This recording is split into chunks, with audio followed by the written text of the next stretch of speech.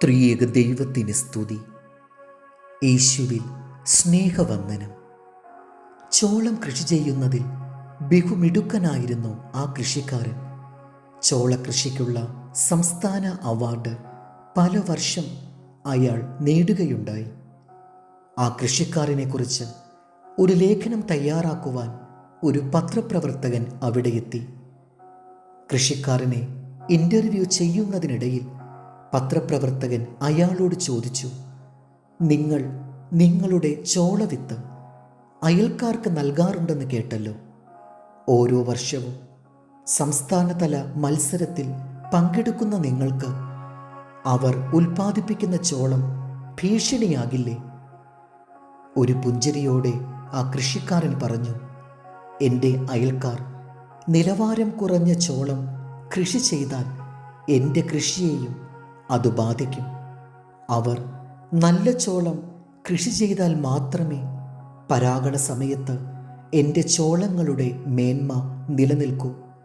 അല്ലെങ്കിൽ നാലുവശത്തു നിന്നും കാറ്റ് വീശുമ്പോൾ അയൽക്കാരുടെ നിലവാരം കുറഞ്ഞ ചോളങ്ങളിൽ നിന്ന് എൻ്റെ കൃഷിയിടങ്ങളിലും പരാഗണം നടന്നേക്കാം.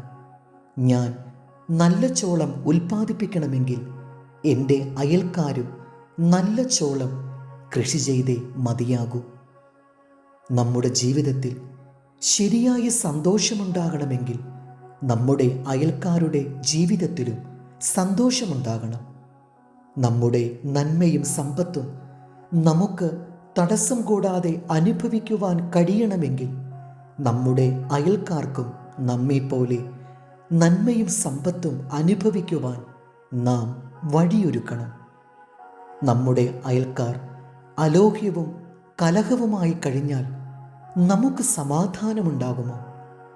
അവരുടെ ജീവിതം ദുരിതപൂർണമായാൽ നമ്മുടെ ജീവിതത്തെയും അത് ബാധിക്കില്ലേ? അതെ, നമ്മുടെ കൃഷിയിടത്തിൽ നല്ല ചോളം വിളയണമെങ്കിൽ നമ്മുടെ അയൽക്കാരുടെ കൃഷിയിടത്തിലും നല്ല ചോളം വിളഞ്ഞേ മതിയാകൂ. 1 യോഹന്നാൻ 4:20. കണ്ടിട്ടുള്ള സഹോദരനെ സ്നേഹിക്കാത്തവന് കണ്ടിട്ടില്ലാത്ത ദൈവത്തെ സ്നേഹിപ്പാൻ കഴിയുന്നതല്ല. ദൈവത്തെ സ്നേഹിക്കുന്നവൻ സഹോദരനെയും സ്നേഹിക്കണം. ദൈവം നമ്മെ അനുഗ്രഹിക്കട്ടെ. കർത്താവിൽ എളിയ ശുശ്രൂഷകൻ, ഈരാളിലച്ചൻ.